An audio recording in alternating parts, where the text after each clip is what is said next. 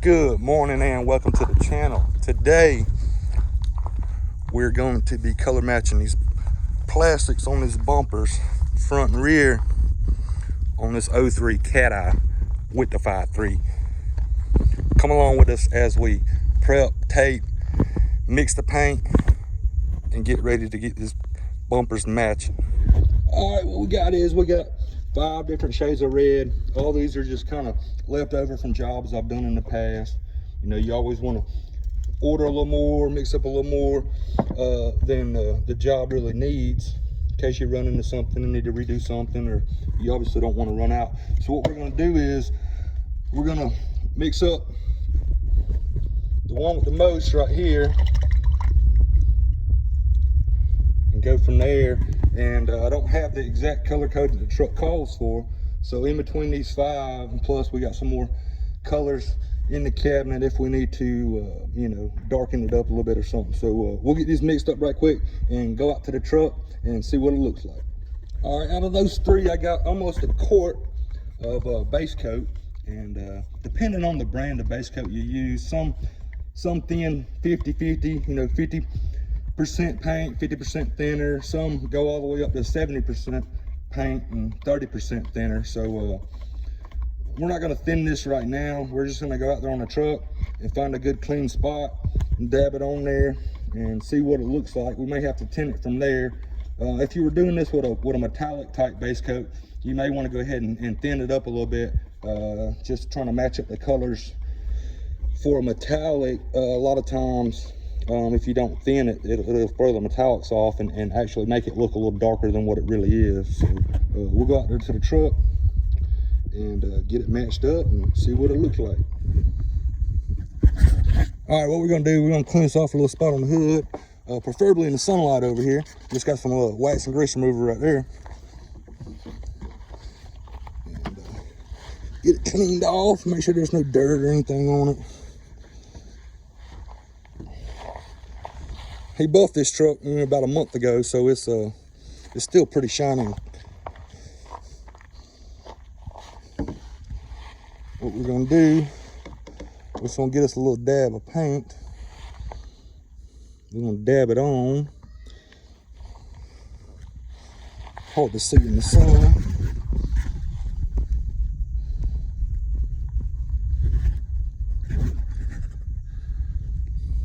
All right, you can see right there, you want to dab it out a little bit on metallics. Like I say, you want to go ahead and run a little thinner in it.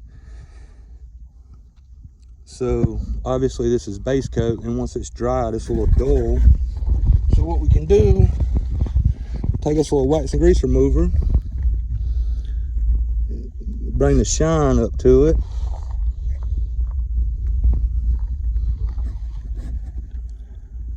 I don't know if you can see that, but that's a pretty dang good match from what we got right there. So we'll go ahead and roll with that. All right, so what you can do to get that little bit of paint we just put on there to do a little test spot, you just get your little wax and grease remover before it gets too dry. And since this truck's base coat clear coat from the factory, it just wipes right off. All right, so what we're gonna do for the prep is, this is just raw plastic. A lot of times, you know, through the years, people may spray, you know, solvents or anything that may make these bumper plastics more shiny. So that tends to give us problems with the silicones in them when we go to paint. So we're going to have to prep these up real good. What I'm using today is just a universal prep solvent, just a wax and grease remover. You can get it on Amazon. You don't really have to be brand specific. A few little tips on the wax and grease remover is, when we spray it, we want to fully saturate it, and that lets the solvents or any contaminants rise to the top, and we want to go ahead and wipe it while it's still wet, so all that stuff's risen to the top. A lot of times you let that wax and grease remover dry before you wipe it, the solvents just drop back down to the plastic before you get a chance to wipe them off. So we're just gonna go around this bumper real good, and we're not painting the chrome, so we're just gonna tape off the chrome, and we'll get that going and I'll get back with you. All right, we got the back bumper all taped up. Just want to show y'all what we're using to bag the truck up with. This is a shark skin plastic. It's made just for bagging up cars, keep the overspray off of it. You don't have to use this kind of plastic. You can just get plastic from Lowe's or something like that. But the only thing is this plastic has a special coating on it that when the overspray gets on it, the overspray kind of binds to it. So a lot of times you get some overspray or your color on the plastic and you come through your next coat, it'll blow the color off and get into your fresh paint. So a trick around that is just, if you're not using this type of plastic, just run your masking paper over your plastic. That way the overspray will stick to your masking paper and not blow back up into your paint job. All right, just kind of want to show y'all what else we got going on at the shop. Got some freshly painted fender wells for a C10 project I'm doing for myself. Horse trailer. It's a form board trailer for the concrete company. Got to get it painted inside and out and coat the top of it. Freshly painted radiator sport. Give you a little sneak peek of the color. I got another cab I bought just for another little project if I ever get bored. There's the C10 there, 70 model short bed fleet side.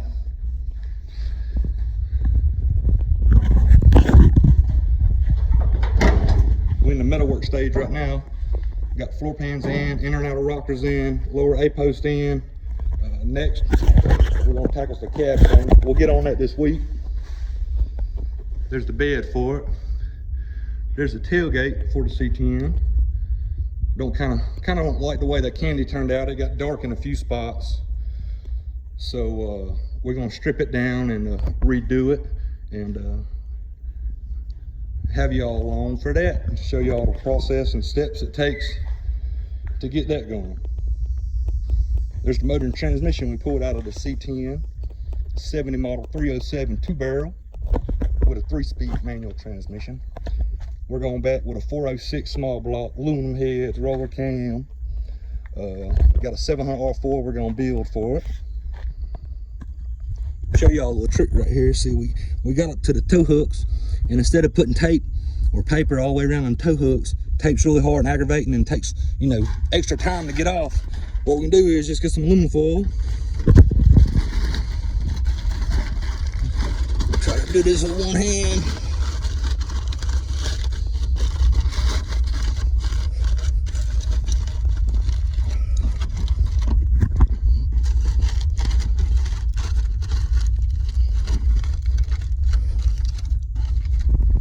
There you go, all taped up. All right, we get the truck all taped up, masked off, wiped down with wax and grease remover. On these plastic bumpers and plastic parts like this, like I say, people have put Armor All and stuff like that, Back to Black and other products like that on them through the years.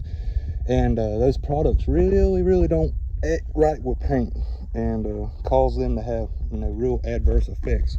So wipe it down again, and wipe it down again. This is the amount of rags we use just for the front and rear bumper, so you can't really, you know, prep it too much. So when you think you got it good, do it again.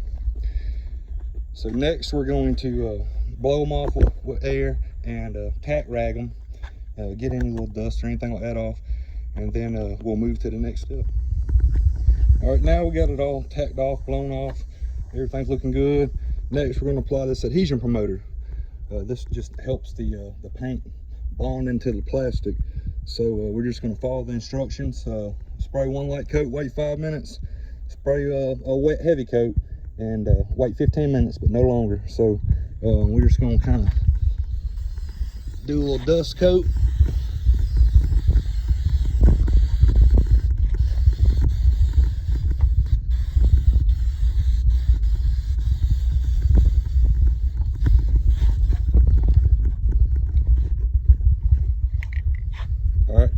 Got one good tack coat of the CM adhesion promoter put on.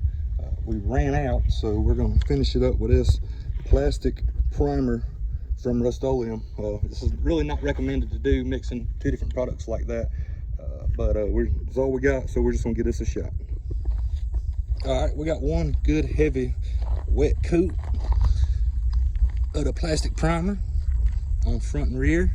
We're gonna wait 15 minutes, let that tack off, and while we're waiting on it to tack off, I'm gonna go ahead and mix up our paint. We'll show you how to do that. All right, here we are. We got our base coat all mixed up, stirred up real good, and now we're going to reduce it. We're just using a kind of a universal standard U-Pole System 20 reducer. So our cup here, we're just going to call that 20 right above the 19. So we're going to reduce this base coat 50-50. So 50% base, we're going to go to the 10. All right, and 50% reducer, we're going to go to the 20.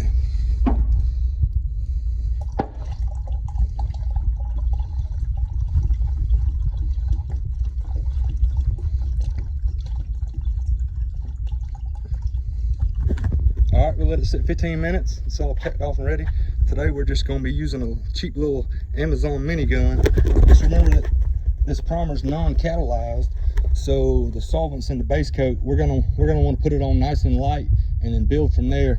A lot of times if we go on too heavy, the solvents from the base coat are gonna cook up this primer and make it all wrinkly, and then we'll have to strip it off and start over. So we're gonna get a little tack coat on and go from there. All right, we got the first coat of base laid down. And like I say, you don't want to put it on too heavy, but you do just want good consistent coverage. Get everything fully covered, and we're going to let that sit, let it tack off about 10 minutes. It really depends on the temperature outside, the type of reducer you're using. So that universal reducer, it takes about 10 minutes. All right, we got our 3 coats of base laid down. I'm gonna let that tack off, flash off about 20 minutes. While we're waiting on that, we'll go ahead and be mixing up our clear. All right, the clear we're using is U-Pole's 2822. It's a mixes 2 to 1, 2 parts clear, 1 part hardener, and this is part of their System 20. This is the primer I use. You can mix it 4 to 1 for a high build primer, 4 to 1 to 1, which is 4 parts primer, 1 part hardener, 1 part reducer for a thinner primer, or you can actually mix it 4 to 1 to 2 for a sealer, a non-sanding sealer, which we spray it on after we do our body work and right before we paint. So today we're just going to, on our mixing cup, find our 2 to 1 ratio scale. We're probably just gonna go to the 4. That should be all we need. We'll just go to the 3. If that's not enough, we'll just mix up some more. And we're just using our standard hardener today. It's about 85 degrees outside, so that'll work just fine with the temperature we're in. And just bring your hardener up to the 3, and there you go. Stir it up, filter it, put it in your gun. We'll be right back. I know it's sunny out here. Y'all just kind of bear with me with the sun and light, but we got our first coat of clear laid down. And your first coat, you really don't want to go on super heavy. That's when you'll get runs. So we'll just get a nice consistent layer, nice and smooth. The second coat, we can go on a little heavier.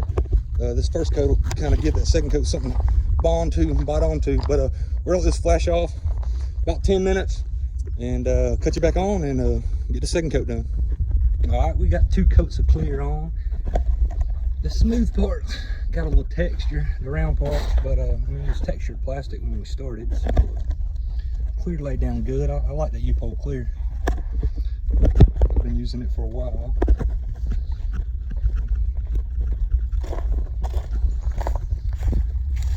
So we're gonna let this sit until it dries up, tacks off, and we'll get it unmasked and show y'all what it looks like.